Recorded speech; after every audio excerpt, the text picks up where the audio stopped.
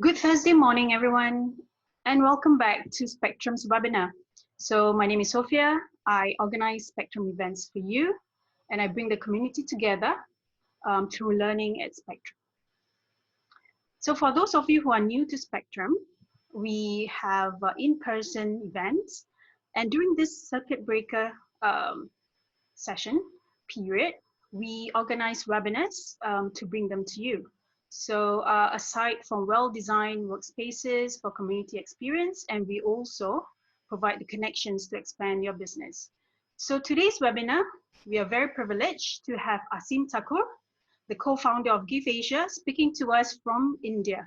So Give.Asia has won several awards and has raised more than $54 million for social causes. He also runs Givola Labs, an innovation consultancy, which does interesting work for interesting clients.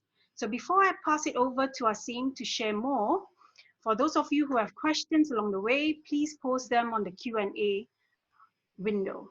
So without further ado, Aseem, over to you. Thank you, Sophia. Firstly, it is a pleasure to be connecting with all of you virtually. I see some familiar faces, so I'm really looking forward to this session. I would want to share with you that it will be best to have this as a casual, very open conversation. So at any point of time, if you have any questions, please feel free to share with me, and I'll be happy to answer them as soon as I see those questions in Q&A.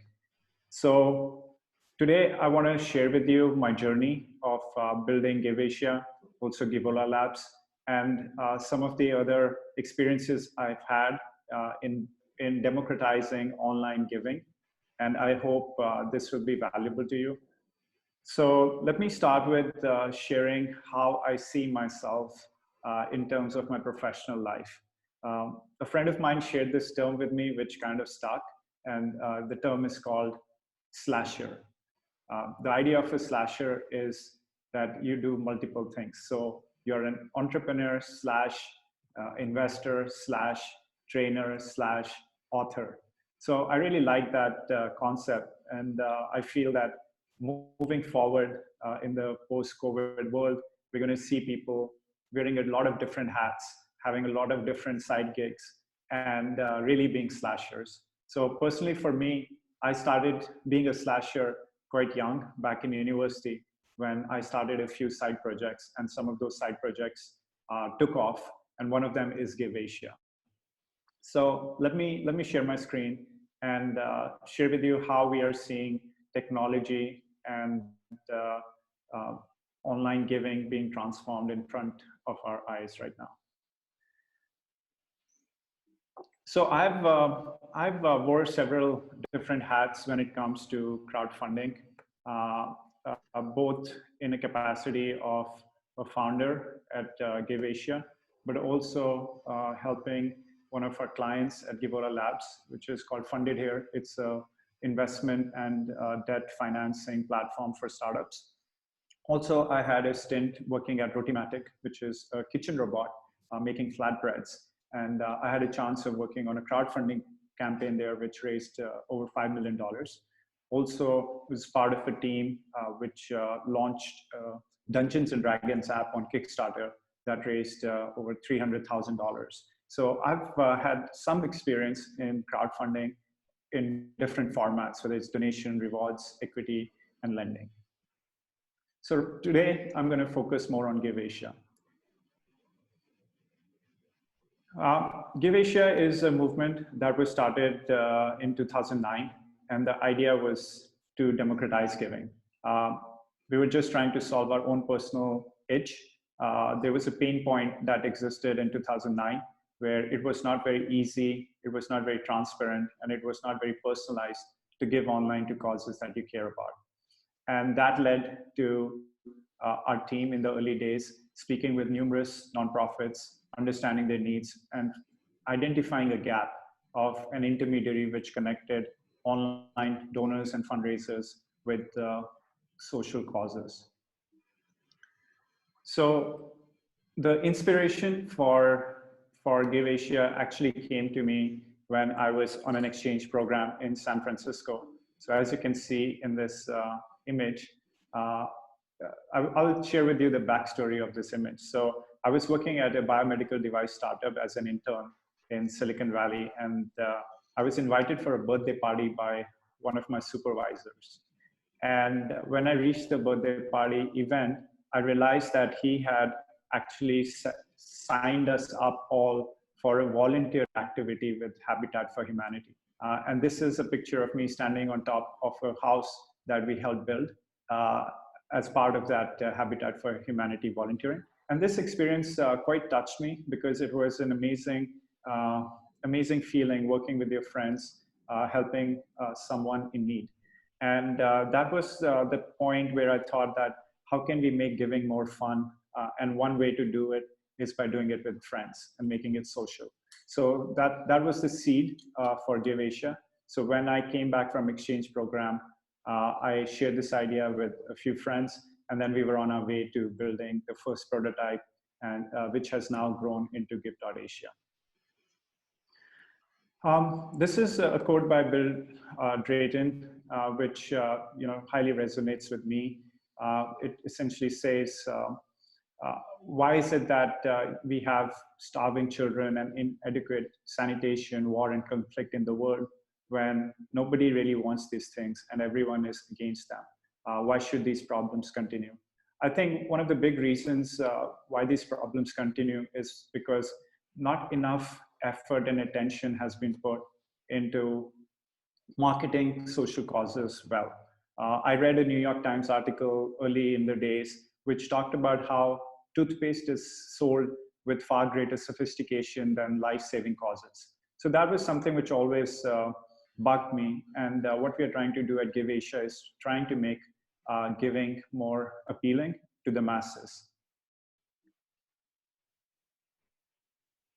So we are on a mission to make it easier for people to help. And that involves different aspects from discovering causes that are personalized to your needs and appeal to you, allowing you to participate, whether it's as a donor, as a fundraiser, or any other form, and also figuring out how we do it in a sustainable fashion so that we can continue doing what we have started. We are a social enterprise, so social mission is the first and foremost, most important thing for us. And as a reason of that, we don't charge any commission fees. We rely completely on the generosity of donors, so they can choose to give us an optional tip, which covers our operating costs.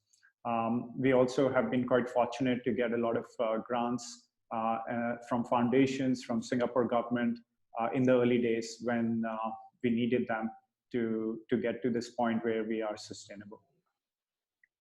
These are just some examples of types of campaigns that we see on Give.Asia, from medical campaigns to volunteer-driven campaigns.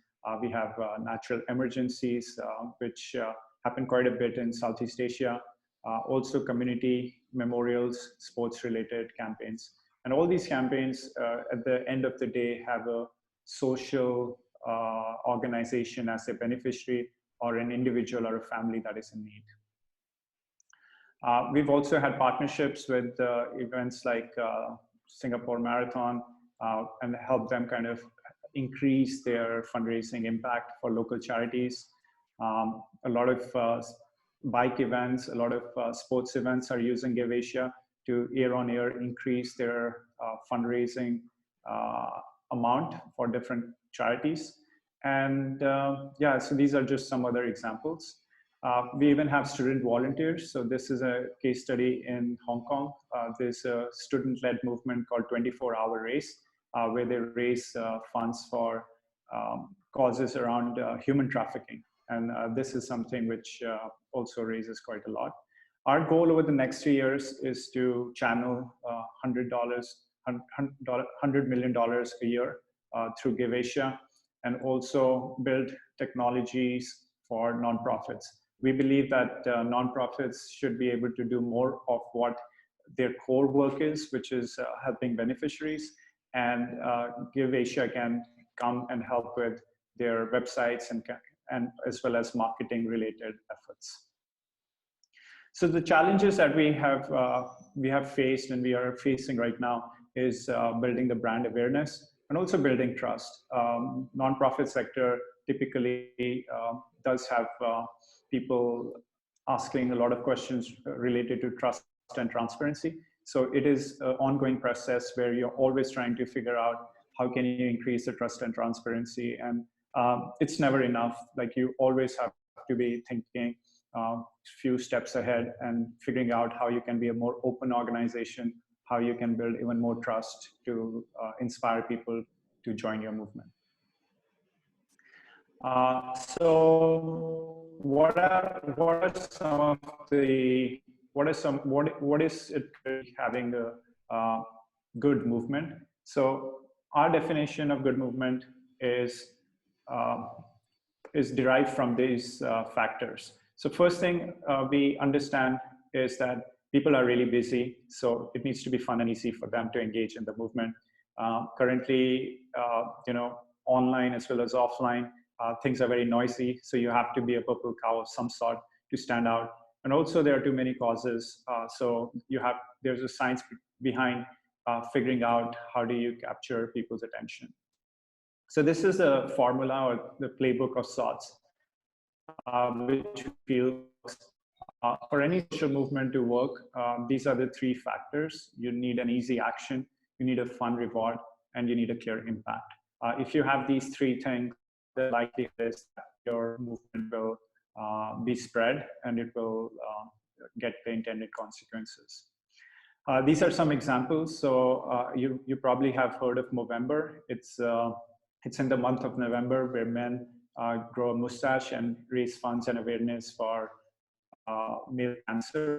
So this is definitely something which ticks all the boxes, and therefore it is a good movement. Another one is Hair for Hope, which in Singapore was kickstarted by Children Cancer Foundation. Again, very strong action, very clear impact, and also a fun reward of gaining a daredevil reputation when you shave your head.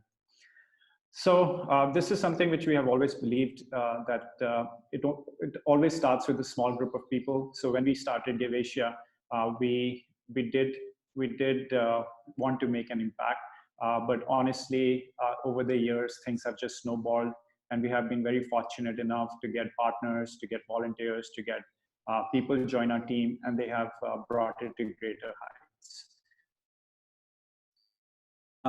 I will also share briefly about the change makers. So change makers are people who desire positive change in the world, and we on a consistent basis are able to see a lot of change makers in our work.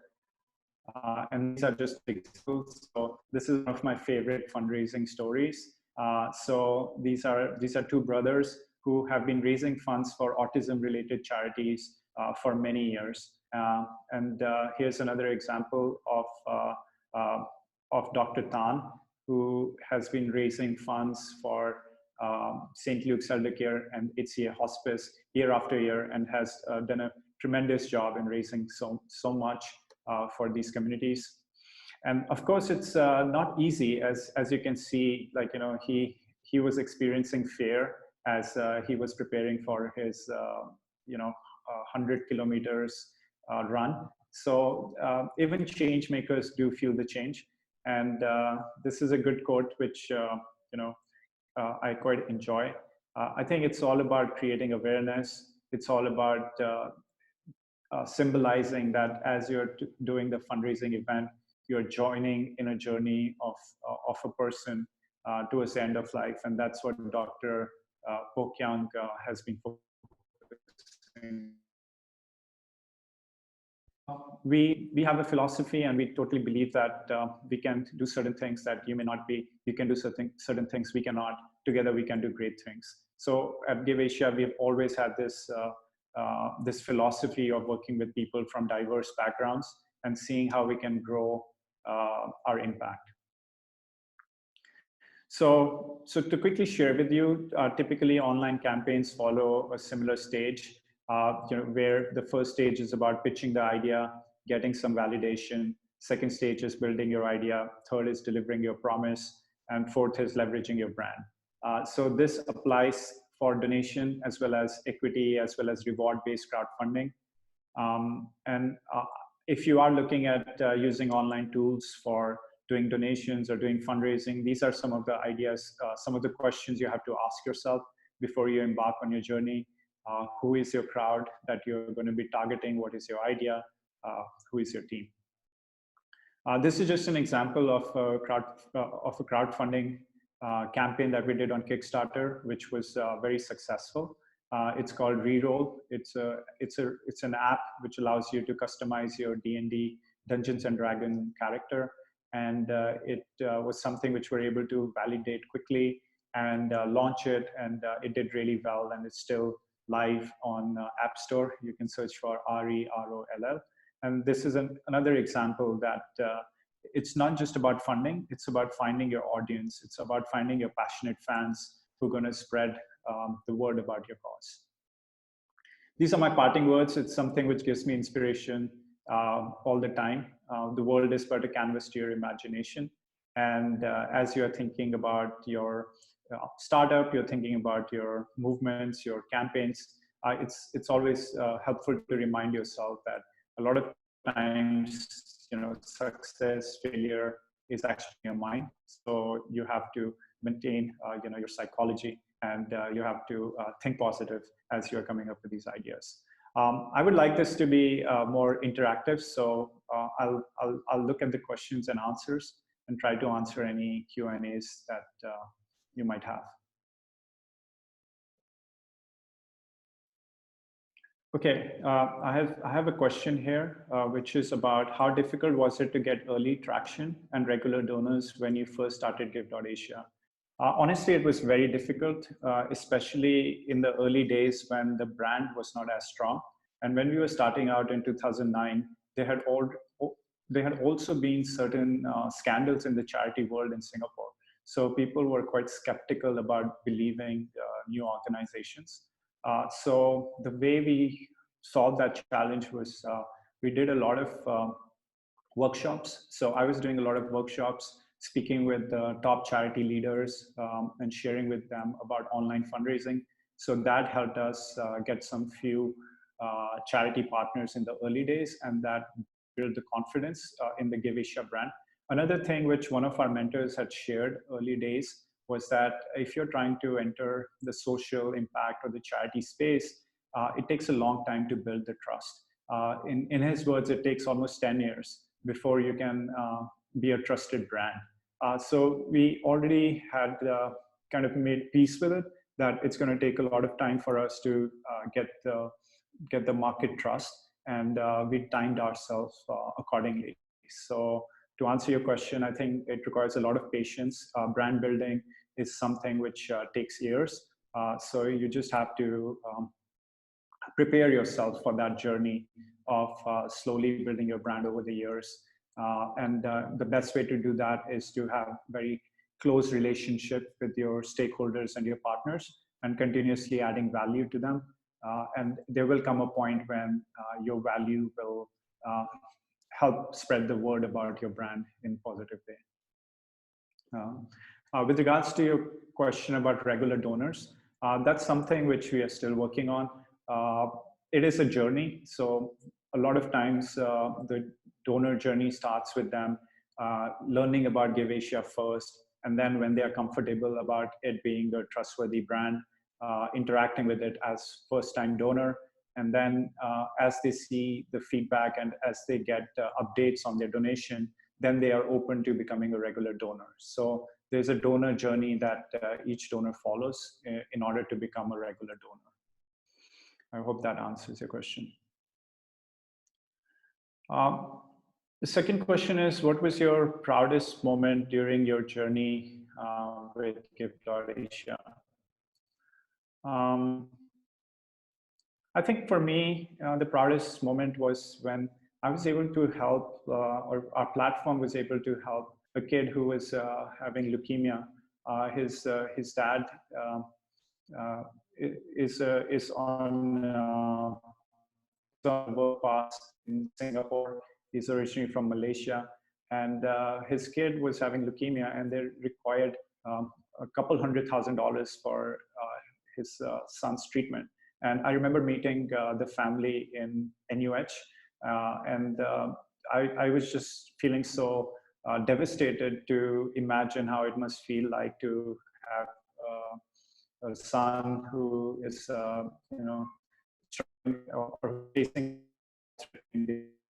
not having the funds for it. So I did try to do whatever we tried to do whatever we can to help the kid raise funds for his treatment, and we were very proud and happy when the treatment went through, and now the kid is in very healthy and happy condition. So that was definitely one of the proudest moments for me. Okay, the next question is, appreciate if you could elaborate more on your goal as a nonprofit tech leader. How could social services society work with you? Yes, so over the past 10 years, we have built a donation and fundraising platform, which empowers other charities and also allows people to raise funds for medical campaigns or for emergencies. So we have invested significantly in building a technology tool that allows people to donate, that allows people to fundraise, and also allows nonprofits and organizations to send updates to these donors. So we have open sourced this technology in the form of a platform called Giviki, Giviki. So any organization in the world which has a social mission can use Giviki platform to have their own branded donation and fundraising platform. So that's how we are building these technology tools, mostly for ourselves. But once we build these technology tools, we add them back to the Giviki platform and open it up to as many charities and social enterprises and nonprofits around the world to benefit from it. Because our insight is that most nonprofits do not invest or do not have the resources to build their own technology tools. And that's where we can come in play and provide them these technology products to do better fundraising, to do better segmentation of their donors, and also do better digital marketing through the tools that we provide them.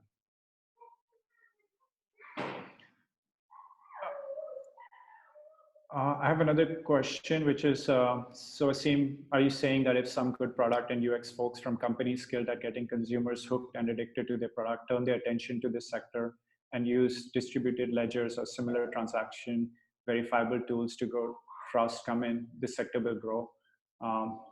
Will Facebook and Google eat up this sector? I think it is fairly reasonable to say that any new products, any new services that you can build to bring more trust and transparency to this sector would definitely help. I do see your question about the big players, whether it's Facebook or Google, eating up this sector. I think we think from the perspective of the users, which are the charities, which are the donors, which are the fundraisers. So whatever provides most value to them, is best for the sector. So if Facebook and Google are able to provide amazing tools at amazing experience for donors, then yes, we welcome them to the sector, and it will be great to have those guys play in this sector, because ultimately it helps the nonprofit organizations which can do more good. We have a question which is, there are other platforms that are in the market, such as Give.Asia in Singapore. How do you see the collaboration between you and such organizations, as both have a heart of helping NGOs and others raise funds? Thanks for Chris. Yes, you're right. There are other platforms, and constantly we try to work with them. We try to collaborate with them. And this could be in the form of figuring out what could be certain movements that we can work on together to increase the giving lifestyle in Singapore. An example of that would be that we partner with them in campaigns such as Giving Tuesday, So Giving Tuesday is a global campaign where people are encouraged to give on a certain date in a certain month. Likewise, we also are always looking for ways in which we can collaborate with other platforms to run joint campaigns which target the nation at the national level. So those are some of the ways. Other than that, yeah, I don't really see them as competitors. I see them as peers who have a similar social mission. So we are always looking for ways in which we can support each other, and that's how we see them. There's another question, which is, what is your advice to aspiring serial entrepreneurs? My advice to aspiring serial entrepreneurs would be to get as many experiences as you can. Be strategic about the projects that you choose to work on. Try and get involved in a lot of different types of projects. These could be side gigs, these could be consulting projects, could be volunteer projects, because what you want to do is to get a lot of different experiences from different sectors, wear a lot of different hats, and those experiences will prepare you for your startups that you're going to be starting as a serial entrepreneur. So my advice would really be to get involved in as many interesting projects as you possibly could to get all these different experiences. The other thing I would also say for you is that try and be involved in fast-growing organizations. So reach out to startups which you see are growing fast, and try and add value to them, because that's where you will learn the most and you will learn the fastest. What is your vision of Givola Labs? There are other areas aside from gaming as shared on the slides. Yes, the idea of Givola Labs really was inspired by a quote which I read that was by Tim O'Reilly. So Tim O'Reilly was at one point in his life asked, what is his business plan for himself? And his answer was to do interesting work with interesting people. So that was really the genesis of Givola Labs. We wanted to create a platform where we can work with people who are passionate about a particular industry and work with them to build products around those areas. So yeah, the idea is really, I think a lot of innovation, a lot of good ideas come from solving your own pain points. And at Givola Labs, we have technology and design skills. So when we pair up with passionate founders, or we pair up with people who have a problem they want to solve, and then we bring our product development resources and build those products together, it is very meaningful. At the same time, we are able to create value for the world. I really believe, for me, and for Givola Labs in general, we like building things. So whenever there's an opportunity for us to build something new, build something innovative, which has a potential of helping a lot of people, we get very excited. And Givola Labs provides a platform for that. In addition to gaming, we have also done things in other industries like logistics, like insurance, but those are mostly with other clients, other projects. However, we are always looking to build new things as we see gaps in the market. How does the fundraising regulations in each country affect Give.Asia's operations, or well-intended individuals or ground initiatives which want to fundraise for various social causes? Yeah, that's a great question. So in each country, we work with different regulators and government bodies. So in Singapore, we have been collaborating and working closely with Commissioner of Charities. In fact, we are one of the 4 registered crowdfunding platforms that practice the code of online giving. And it's very important in order for us to be a truly regional platform to have these tie-ups and work in accordance to the regulations to evoke trust and transparency in the way we collect donations and do fundraising. So this is definitely one of the core areas of the platform, where we have to constantly be working on different regulations. And to your point, yeah, the regulations are quite different as you go from one market to another. So I won't get into the specific regulations, but yeah, I would certainly say that this is something which we have to always account for and always invest in.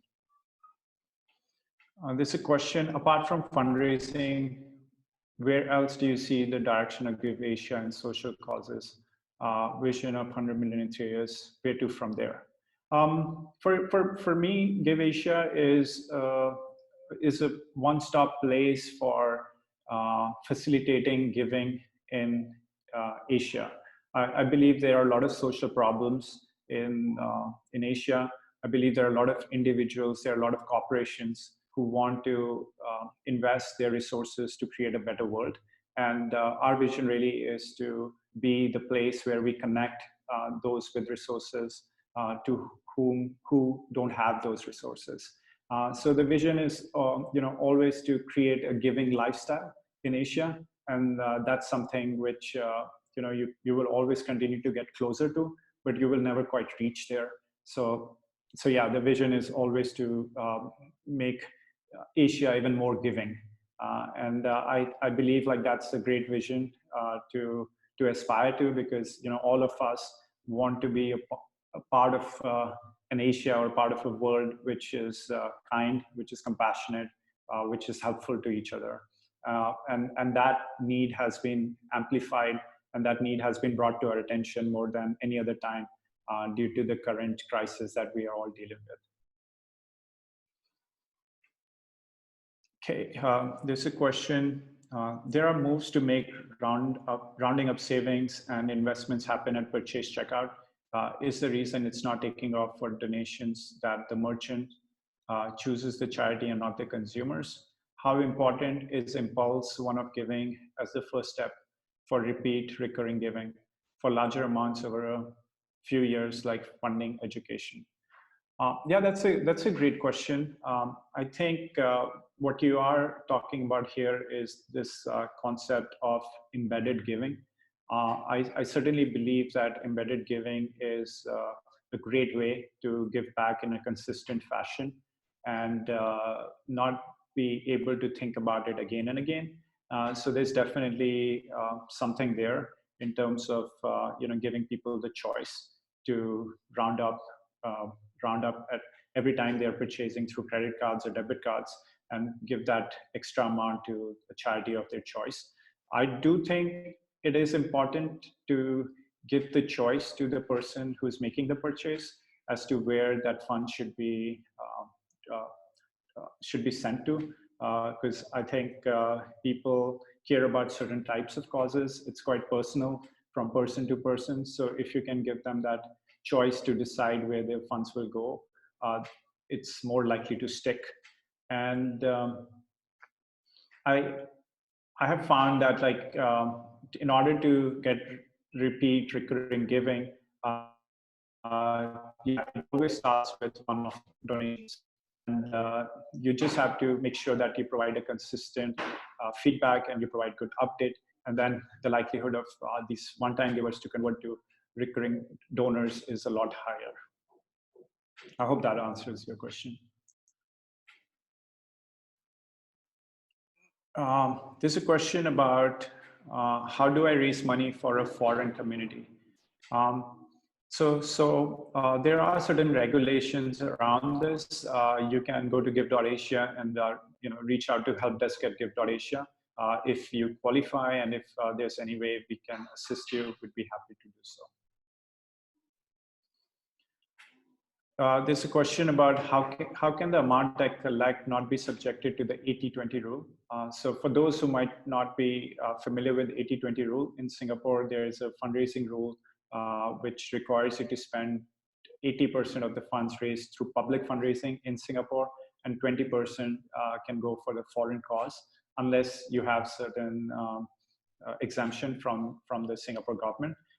Yeah, so again, I would not be able to comment on that. I think you'll have to check with the Commissioner of Charities to see if you can raise funds.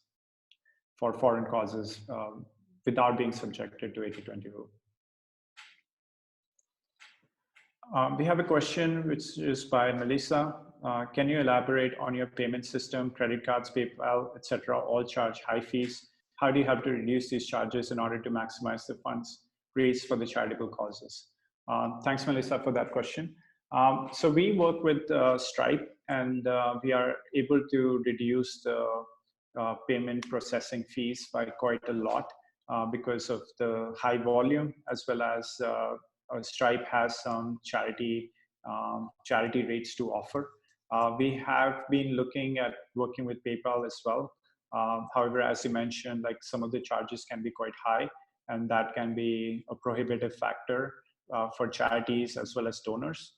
So it is an ongoing process where we continuously engage with the different payment gateway providers and see what's the best we can do in terms of reducing those transaction fees. After a certain point, it does become a diminishing return activity. So instead of like putting that effort into trying to reduce the transaction fees, we'd rather spend that effort into improving the user experience and improving the conversion of our existing product.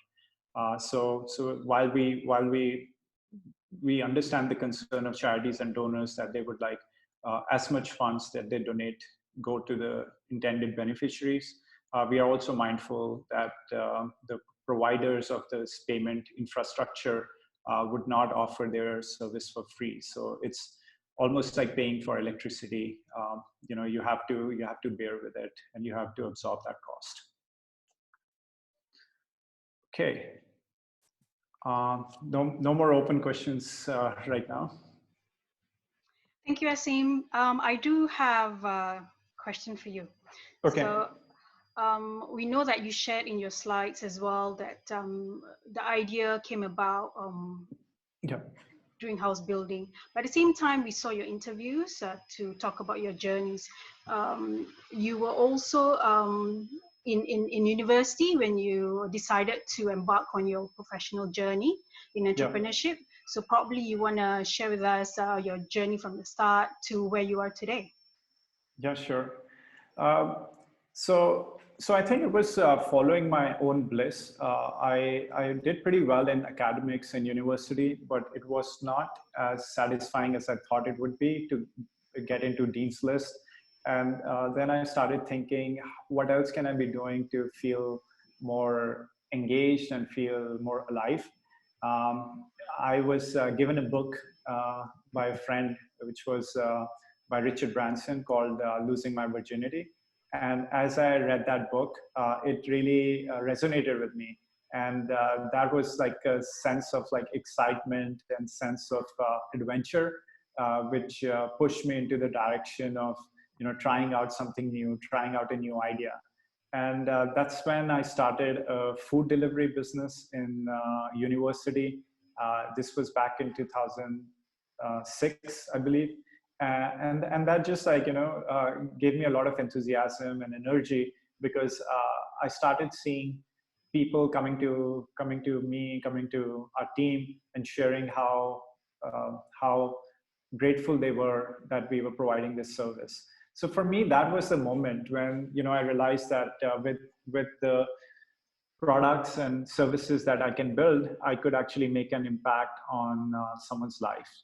And that was the starting point where after that, I did have an opportunity to work in some bigger organizations, but I always craved that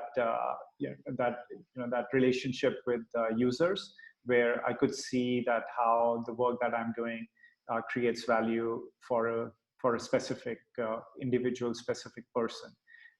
So that was how it started. And I think after that point, it has pretty much been the same story again and again, where I first try to find a person for whom I could solve a problem.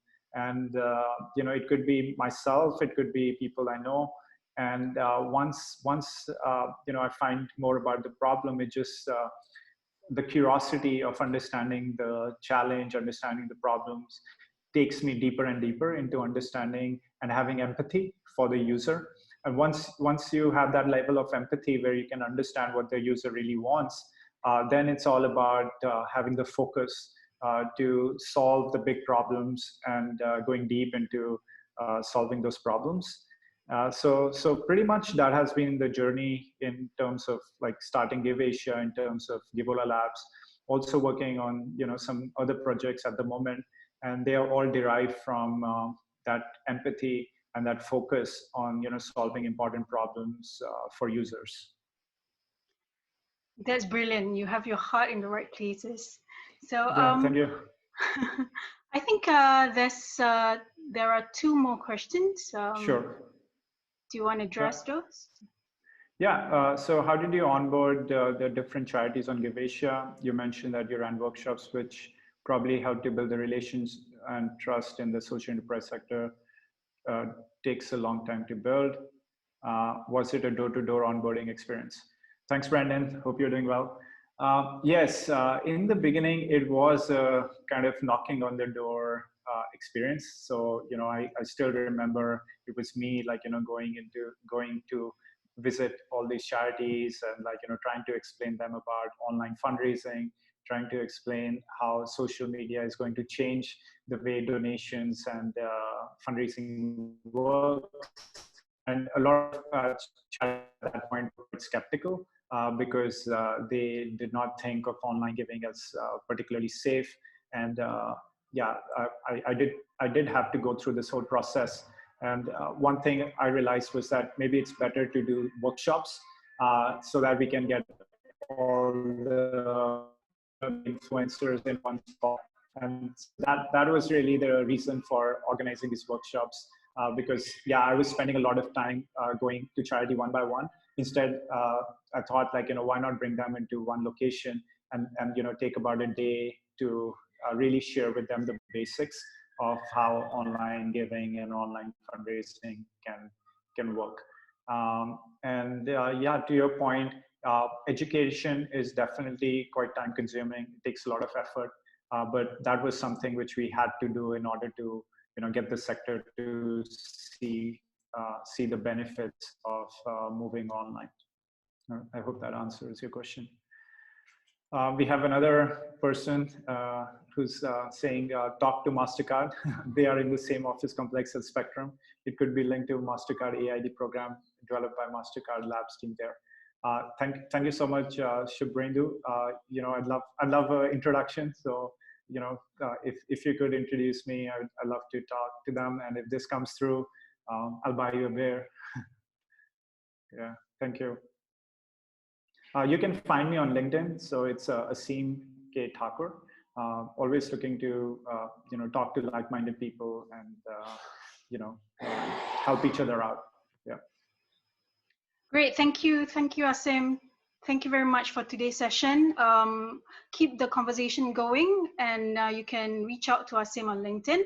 So a very inspiring speaker indeed, a young entrepreneur like Aseem is very much a speaker that we want to profile at our events. To hopefully you have brought back new information and new knowledge.